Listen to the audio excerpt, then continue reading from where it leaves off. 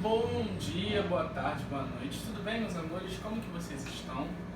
Estou com saudades, continuo com saudades e continuamos nesse processo de quarentena, de coronavírus, Covid-19, dê o nome que você quiser. Hoje não temos hashtag no dia, mas como vocês sabem, durante a aula eu acabo criando alguma. Então,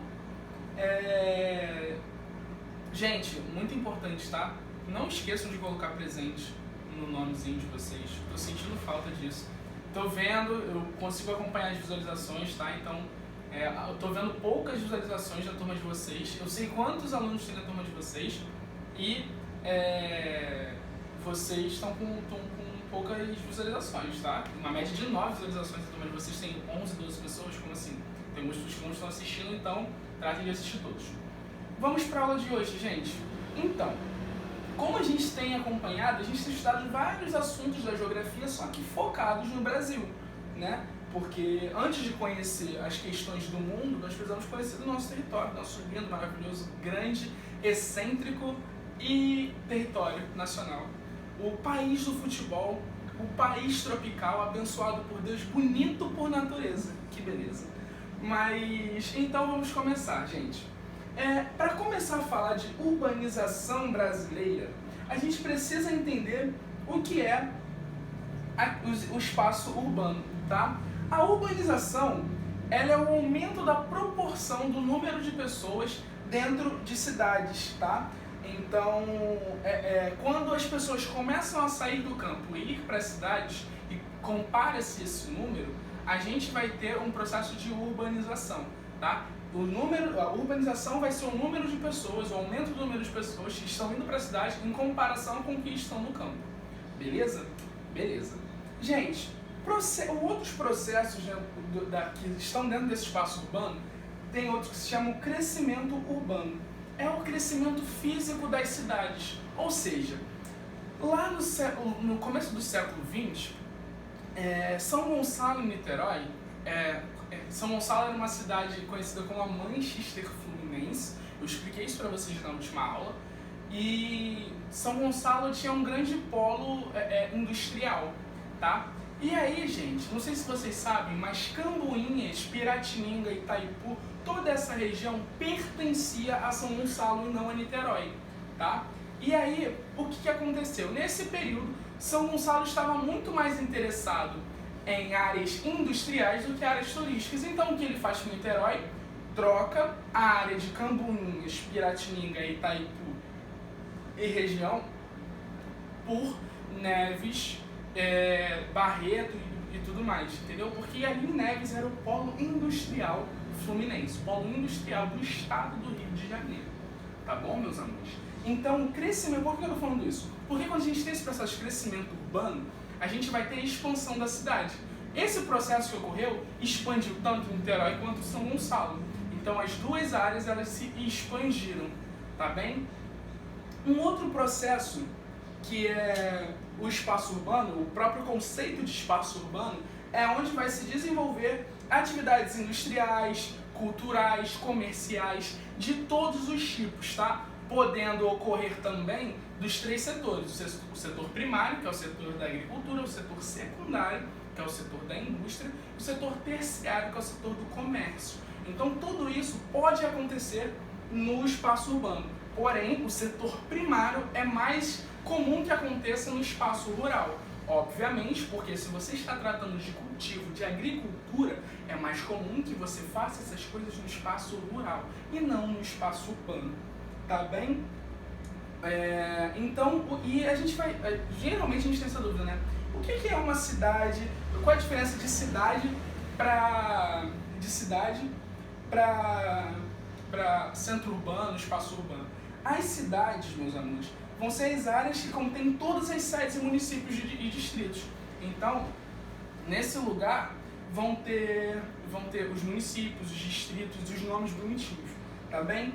Olhem a tabela da página 67 de vocês, do livro de vocês.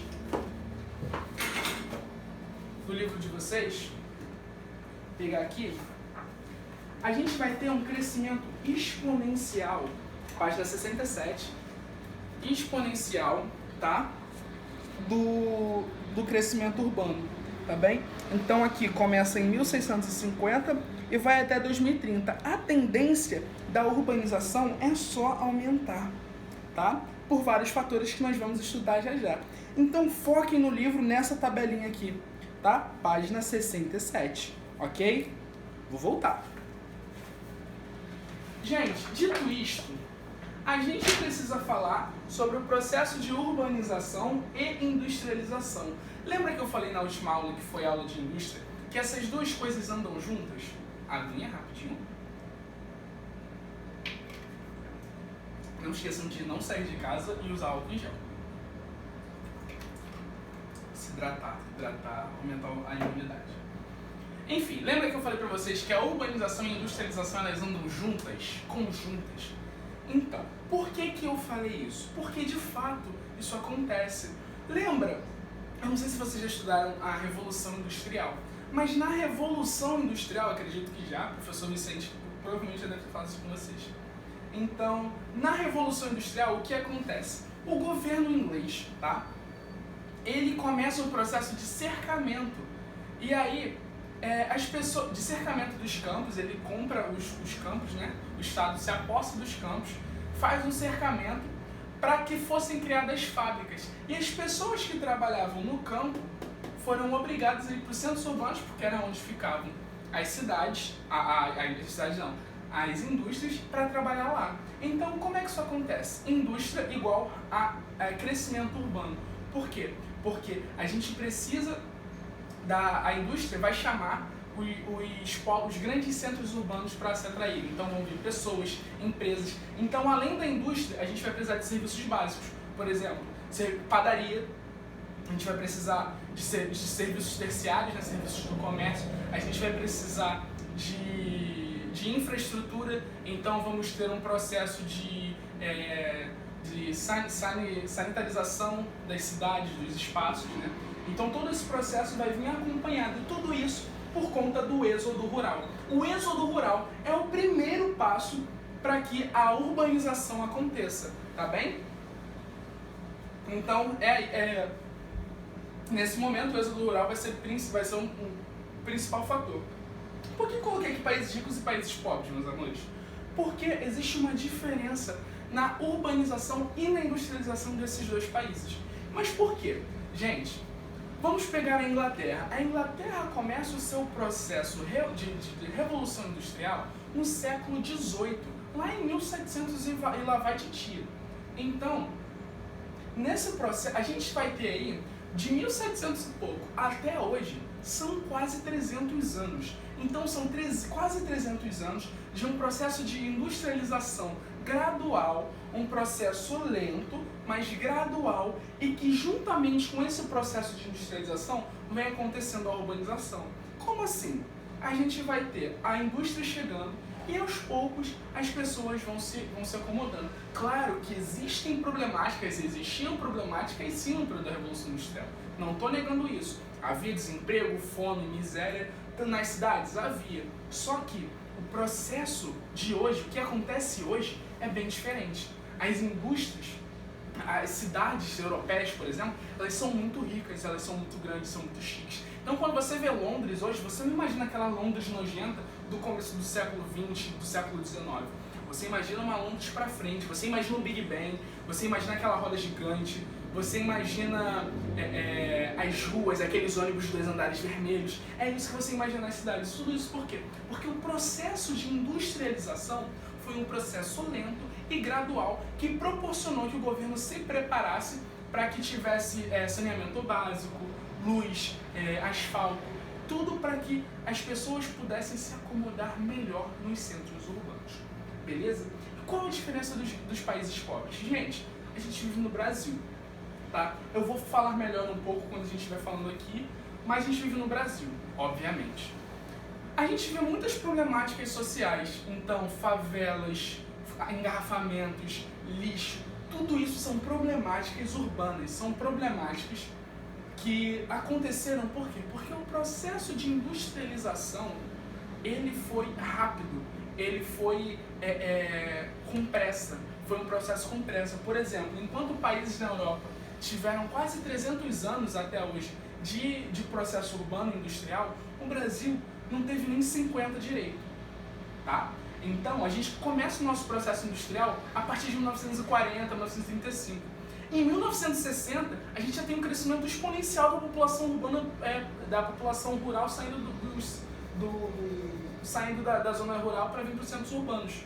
Então, é muito rápido, tá? 50 anos parece que é muita coisa, mas não é para historiografia. E não é para processos urbanos, para processos industriais que demandam tempo, que demandam processo. Tanto que quando a gente vai ver políticos falando sobre industrialização, sobre processos e problemas urbanos, a gente não vai conseguir, muito possivelmente não vamos ver esses problemas acabando em 4 ou 8 anos de mandato, tá? Porque isso demanda muito tempo, a economia, a industrialização demanda muito tempo, tá bom? Beleza. Então vamos falar do nosso querido e amado Brasil brasileiro. Polêmico, ambíguo, difícil de entender, mas é o nosso Brasil querido. País tropical, quente, muito quente e agora em quarentena. Mas por que a gente vai falar do processo de urbanização do Brasil? Porque primeiro não dá, segundo porque a gente precisa entender isso para que lá na frente vocês consigam entender outros processos de urbanização, tá? Então, a urbanização no Brasil. Em 1532, a gente vai ter os primeiros núcleos urbanos sendo formados principalmente na região nordeste, tá? E por quê? Gente, quando os portugueses chegaram no Brasil, eles atracaram no que hoje nós conhecemos como a Bahia, tá? Porto Seguro ali, mais ou menos, tá? Por quê? E isso fica onde? Isso fica no Nordeste. Então, quando eles chegam aqui, eles pensam que só tem o Nordeste. E no Nordeste eles começaram a plantar, além do pau-brasil, a cana-de-açúcar. Tá? Então, nesse momento, a gente vai ter um processo, pequenos núcleos urbanos ocorrendo no Nordeste. Gente, volto a dizer, vocês devem estar pensando assim, cara, mas parece que você já deu essa aula, professor. Porque urbana e indústria, elas andam juntas. Nunca se esqueçam disso. Urbanização e industrialização são duas coisas que andam juntas o tempo inteiro. Não tem como dissociar uma da outra. Não tem como afastar uma da outra. São irmãs siameses, tá? Apesar das suas diferenças e das suas problemáticas individuais. Que irmãs siameses eu acho que tem isso, né? Mas enfim, não estamos aqui falando de irmãs siameses sim de urbanização e industrialização. Perdão, gente, eu moro no centro, no meio da rua, eu moro na principal, então vira e mexe passa alguns carros, essas paradas assim. Enfim. No século XVII, depois desse processo de cana-de-açúcar, de pau-brasil e tudo mais, a gente vai ter um outro processo, que é o ciclo da mineração. Por que o ciclo da mineração é importante? Porque uma das primeiras coisas que acontece, o ciclo da mineração acontece onde nós conhecemos hoje como Minas Gerais, como Minas Gerais. Minas Gerais se localiza onde? No Sudeste, tá? Mas a gente precisa entender algumas coisas. Na época o Brasil era colônia de Portugal, então tudo que saía do Brasil deveria passar por Portugal, e o ouro não seria diferente, principalmente o ouro. Só que, geograficamente, a Bahia, Salvador, que era a capital da Bahia, fica muito longe de Minas Gerais. Logo, para você sair de Minas Gerais e chegar até Salvador, na época, né, não tinha asfalto, não tinha nada disso, você ia passar por problemas no carro, problema na estrada, roubo, assalto, furto, bicho, então um monte de coisa que poderia dificultar e dificultava o seu processo até a chegada no mar. E por que no mar? Porque Portugal fica do outro lado do Oceano Atlântico, então você teria que passar pelo mar. Logo, o que eles pensaram? A gente tem um estado chamado Rio de Janeiro, ali embaixo, que é mais perto de Minas Gerais, que fica na região sudeste também. Vamos colocar a capital para o Rio de Janeiro, então as coisas não vão precisar ir para o Nordeste, vão passar tudo pelo Sudeste. Logo, a gente vai ter esse processo acontecendo. A capital sai de Salvador e vem para o Rio de Janeiro. E aí, a gente vai ter os carros de ouro e tudo mais, chegando com mais velocidade e menos problemas. Não vão enfrentar tantos problemas assim. Beleza? Então, por essa razão que acontece a troca da capital, tá bom?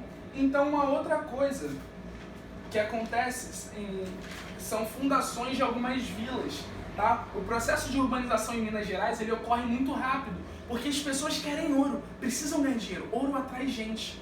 Então, as cidades começam... Cidades, né? Eram vilas.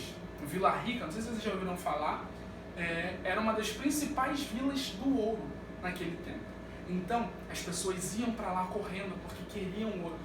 Então, se muitas pessoas vão para lá, a gente vai ter um aumento do processo de urbanização. As pessoas saíram do Nordeste para ir para o Sudeste, para ir para Minas Gerais e procurar ouro, cavar ouro e tudo mais. Gente, hoje, em dia, em Minas Gerais, não tem mais jazidas de ouro, tá? Conseguiram esgotar tudo e foi tudo para Portugal. Eba! Mas, enfim, esse vai ser o primeiro grande surto de urbanização que vai ter no Brasil, tá? Nesse momento, nós vamos entender como que isso vai... uma grande mudança drástica no Brasil. Porque antigamente estava acostumado com processo rural e tudo mais, campo, não sei o quê. Só que há um fervo em Minas Gerais e muita gente vai para os centros urbanos de lá. Beleza? Beleza, já falei de surgimento de várias cidades, Vila Rica, Diamantina, Cuiabá, várias cidades começam a surgir nesse processo, tá? Então, a gente vai ter também, a partir do século XIX, uma outra mudança.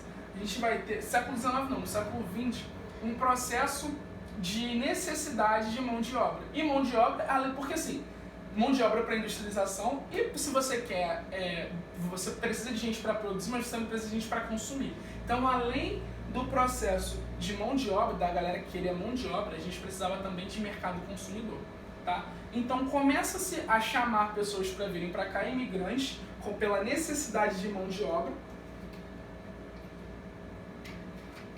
e vai acharcando ainda mais com os grandes centros urbanos, tá bom? Então as pessoas começam a chegar principalmente para o Sudeste, tá?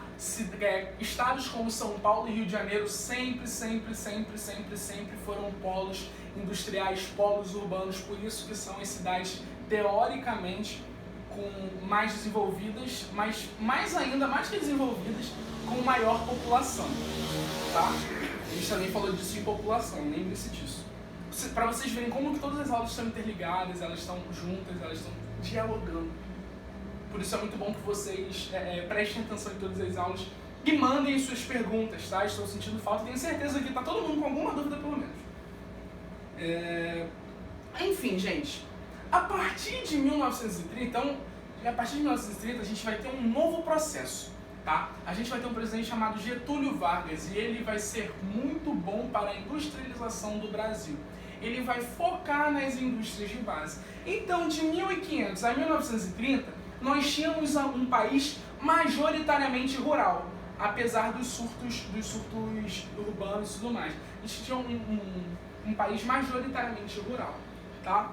Só que a partir de 1930, as indústrias de base chegam no Brasil, Getúlio Vargas cria essas indústrias de base, e então há uma grande atração dos trabalhadores do campo para a cidade, tá? Obviamente, onde tem mais emprego, onde tem mais procura, é onde você vai, tá? Então, as pessoas saíam da região Nordeste, da região Norte, principalmente da região Nordeste, e vinham para o Rio de Janeiro, São Paulo e tudo mais, tá bem? A partir de em 1950 também a gente vai ter esse processo acontecendo, uma interiorização do Brasil por conta principalmente da construção de Brasília, tá? Então é importante falarmos disso para esse processo de urbanização que acontece no centro-oeste, tá? Então é muito importante nós falarmos disso, ok? Ok.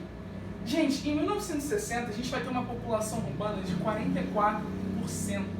Tá? Então ainda teríamos 56% da população rural e 44% da população urbana.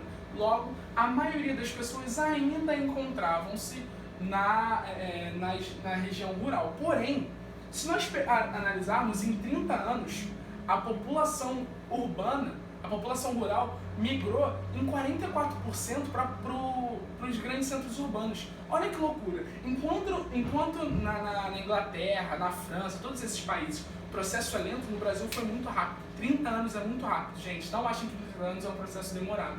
Para a historiografia não é. E nunca vai ser.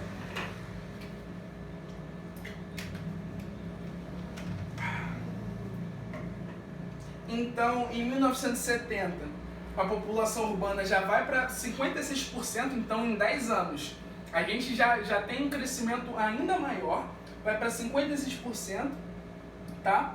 Então, e quais são os fatores? Porque assim, beleza, os grandes centros urbanos estão oferecendo emprego e tudo mais, mas será que não tinha emprego nos centros, nos campos e tudo mais? Gente, a partir de 1960, 70, a gente tem um processo de mecanização do campo. Na aula de agrária vocês vão ouvir mais sobre isso. Eu não sei se eu acho que eu não vou dar esse ano para vocês, mas mais pra frente vocês vão ter uma aula de agrária, tá? A gente vai ter uma mecanização das lavouras e um aumento das concentrações de terra. Então os grandes latifundiários vão concentrar ainda mais terra. Mas professor, o que seriam grandes latifundiários? São grandes extensões de terra, muitas extensões de terra produtivas e improdutivas nas mãos de uma pessoa ou uma família. Isso é muito comum de acontecer no Nordeste, tá?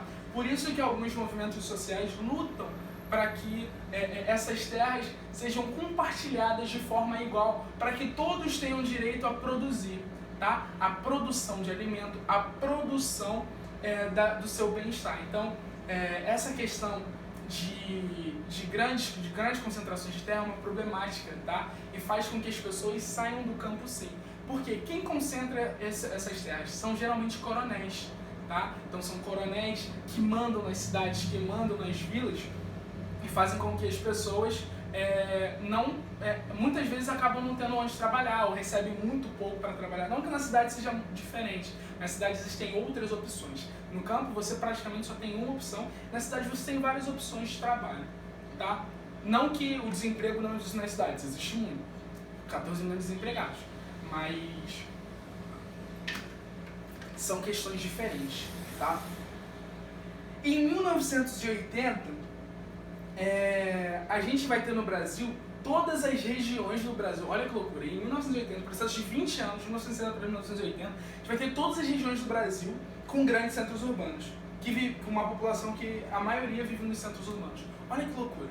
Em 1930, a gente não tinha nenhuma população urbana que fosse expressiva. Em 1960, a gente tem uma população urbana de 44%. Em 1980, a maioria das pessoas de todas as regiões do Brasil vivem nos grandes centros urbanos. Isso é muito louco, isso é muito rápido, tá? É muito louco e isso gera vários problemas que a gente vai discutir aqui, já, tá bom, meus amores? Então, gente, o que a gente pode... outra questão agora é a metropolização.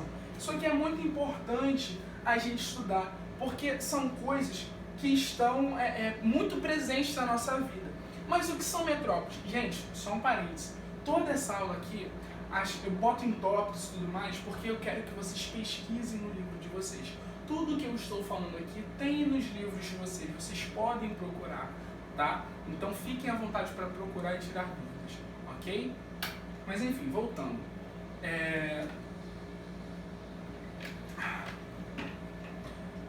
Voltando. A metropolização. O que são metrópoles? Para a gente entender metropolização, a gente precisa entender primeiro o que são metrópoles.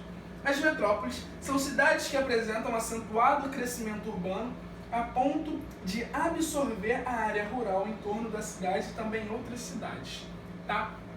Então, metrópoles são locais onde as cidades cresceram tanto que os centros, as partes rurais, os campos, eles não existem mais praticamente. Por exemplo, Rio de Janeiro. No Rio de Janeiro, na cidade do Rio de Janeiro, você não vai encontrar áreas rurais. Por quê? É uma grande metrópole, assim como São Paulo. São Gonçalo caminha para isso? Caminha. Porém, a gente ainda tem algumas áreas de São Gonçalo que são muito rurais, tá? Por exemplo, Santa Isabel, essas áreas assim, tem umas partes bem rurais. Itaboraí, então, nem se fala. Itaboraí é muito mais mato do que cidade, estou brincando. Mas Niterói, a gente tem esse processo de metropolização também acentuado, porque quase não tem parte rural também. Mas enfim, o Rio de Janeiro é um grande exemplo de metrópole, tá? Fiquem com o Rio de Janeiro e São Paulo na cabeça de vocês para entenderem o que é metrópole, tá? Porque as áreas rurais já não existem mais nesses locais, beleza? Beleza. Então a gente vai ter outros dois processos muito importantes de se estudar nesse período, que é o fluxo pendular e as megalópolis, tá? O fluxo pendular, o que seria o fluxo pendular? Fluxo pendular são fluxos de pessoas que vão e vêm de uma cidade para outra. Por exemplo, São Gonçalo e Niterói fazem um dos maiores fluxos pendulares do Brasil. Em média, são só no terminal rodoviário de Niterói, por dia são quase 100 mil pessoas, se não me engano, circulando. É muito louco isso. Muito louco. E é um fluxo pendular, porque as pessoas vão trabalhar em outra cidade e voltam. Então elas não precisam morar na outra cidade, tá? Eu trabalho em Niterói, eu dou aula na escola de vocês e eu volto para São Gonçalo porque é aqui que eu moro, tá? Então eu vou para Niterói, dou aula para vocês, eu trabalho, vendo que vocês trabalham e eu volto para a minha casa em São Gonçalo, tá? Esse é um fluxo muito importante e que é muito comum. Acredito que os pais de vocês passam ou já passaram por isso, trabalhando no Rio de Janeiro, por exemplo, tá? Ou até mesmo em São Gonçalo. Um outro processo muito importante que tem aqui nesse fluxo pendular são cidades dormitórias, tá? Então são cidades onde as pessoas voltam só para dormir. Como assim, professor? Então, Cachoeira de Macacu, por exemplo, é uma cidade dormitória. Lá quase não, o número de empregos não é tão grande. Geralmente as pessoas que vão para lá só para dormir e voltam para trabalhar. São Gonçalo já foi uma cidade dormitória.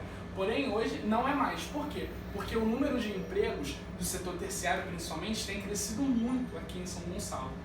Então, deixou de ser uma cidade dormitória e está sendo uma cidade que tem um processo de industrialização muito avançado. Como falei, gente, fluxo pendular tem total a ver com industrialização. Essas duas matérias andam muito juntas, tá? As megalópolis, meus amores. Megalópolis são grandes centros urbanos, maior que metrópoles, que vão ser referências mundiais. Então São Paulo e Rio de Janeiro são conhecidos no mundo inteiro, tá? Então possuem mais de 1 milhão de habitantes, todos esses processos que formam a megalópole. Agora, gente, nós vamos falar um pouco sobre hierarquia urbana. O que vocês pensam? O que vem na cabeça de vocês quando vocês pensam em hierarquia? Na minha cabeça, vem aquela parada de quartel, você seguir ordem e tal, não sei o que, tem um cara maior que você tem que ficar aí, isso, continência, não sei o que, essas coisas assim. E é basicamente isso. Só que nessa questão de cidades, é a ordem de importância que essas cidades exercem, tá? Então, a primeira, né, de todas são metrópoles globais, tá? Então, são cidades que possuem uma área de influência que se estende por grandes regiões, continentes ou mesmo influência mundial, se destacando na esfera econômica. Vamos lá. Essas metrópoles globais são metrópoles que influenciam o mundo inteiro e são conhecidas no mundo inteiro. São grandes, extensas, são cidades enormes, que são visadas no mundo inteiro e que têm uma influência econômica, além de uma influência cultural e tudo mais para o mundo. São Paulo, Rio de Janeiro, Nova York são metrópoles globais, tá? São Paulo mais do que o Rio de Janeiro, porque lá ainda temos a Bolsa de Valores. Então a Bolsa de Valores é um fator muito importante para a economia, o que faz com que São Paulo, não que seja mais, mas que tenha uma valorização maior como metrópole global. Tá? As metrópoles nacionais são cidades que exercem influência nacional. Tá? Elas têm características parecidas com as metrópoles globais, porque elas têm uma influência econômica, cultural, só que é só no seu país. Por exemplo, Porto Alegre, Salvador, tá? Brasília é uma cidade nacional muito importante, porque lá é o Distrito Federal, é a capital executiva do país. Então é lá que ficam os 3 poderes. Então é muito importante que a gente entenda sobre isso, tá? E a gente vai ter metrópoles regionais, são metrópoles que tomam conta, mas que exercem influência nas suas regiões. Manaus, por exemplo, exerce muita influência sobre a região norte, tá? Então é uma das cidades mais avançadas em quesito de urbanização da região norte. Salvador, Pernambuco, próprio Porto Alegre. Então são metrópoles regionais. Gente, a definição de metrópoles globais, nacionais e regionais são muito parecidos. O que muda é a escala, tá? Como assim escala? A escala de influência. Metrópoles globais são no mundo, metrópoles nacionais é no país, metrópoles regionais é na região em que ela se localiza, beleza? Então, além disso, nós vamos ter centros regionais. São centros urbanos que exercem influência sobre a área do seu município ou alguns municípios vizinhos. Por exemplo, Niterói é um centro regional, porque ele exerce influência sobre uma grande área. Niterói exerce influência sobre São Gonçalo, sobre Itaboraí, sobre Maricá. Então é um centro regional, porque as cidades da região ao seu entorno veem aquilo como um exemplo, entre muitas aspas, tá? Cidades locais são cidades de médio e pequeno porte, que também exercem uma influência, tá? Nas suas áreas. Então, em São Paulo, nós vamos ter muito mais isso do que no Rio de Janeiro, tá? Cidades como Campinas, cidades do interior, né? Como Campinas, vão exercer influência ali sobre a região. O ABC paulista. Então, essas cidades locais vão exercer essa influência. E, para terminar essa parte de hierarquia urbana,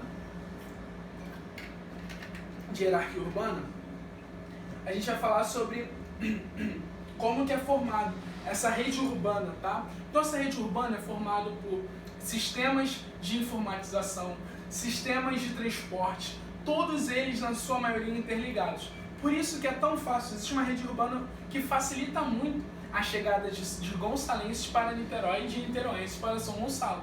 Isso é uma rede urbana. As nossas conexões de celular e tudo mais estão muito ali, estão todas juntas. Só voltando, uma influência de cidade local, um exemplo de cidade local, muito importante quando tem virada do ano, a maioria das pessoas de São Gonçalo e Itaboraí vão para Icaraí. Icaraí se localiza em Niterói. Isso é uma influência muito grande, tá? Porque a gente não pode né, passar para o outro lado da poça, que vai demorar mais, vai gastar mais passagem, e aí a galera vai para Icaraí, tá? Não que sejam grandes coisas, mas aí a galera não tem muito para onde ir e acaba indo, tá? E agora a gente vai falar sobre problemas urbanos no Brasil. Quais são essas problemáticas e tudo mais? Lembra que eu falei para vocês que os países pobres eles têm um processo de aceleração da industrialização e da urbanização? Isso vai gerar muitos problemas. O primeiro deles é o processo de favelização. As favelas elas vão crescer muito mais na década de 60 por conta desse processo urbano, tá? Desse processo industrial. As pessoas pobres não vão morar no Leblon, não vão morar nos apartamentos chiques e tudo mais. Elas vão para as encostas dos morros e tudo mais. Porque lá, além de teoricamente ser mais perto dos centros urbanos, centros industriais, lá também é mais barato de se morar. Muitas vezes você não paga aluguel, muitas vezes você não paga uma luz, você não paga uma água. Então é mais tranquilo de se morar no aspecto econômico. Além disso, nós vamos ter muito engarrafamento. São Paulo tem muito engarrafamento. Rio de Janeiro tem muito engarrafamento. Niterói tem muito engarrafamento. São Paulo tem muito engarrafamento. São problemáticas urbanas e falta de saneamento básico, tá? Existe um estudo que fala que no Brasil quase 45% da população não tem acesso a saneamento básico. Gente, o que seria saneamento básico? Esgoto, processo de pureza de água e tudo mais. Então, muitas pessoas têm esgoto a céu aberto na porta de suas casas, tá? Isso é muito comum nas favelas, nas periferias. Então, são problemas urbanos que o Brasil enfrenta, tá? Então, com isso, eu vou terminar a aula de hoje. Eu espero que vocês tenham gostado, tá bem? Não esqueçam de escrever presente, mandem suas dúvidas, podem comentar tanto no vídeo no YouTube, quanto lá na aula. E é isso, meus amores, amo muito vocês, estou com saudade. Beijo no coração, fiquem com Jesus.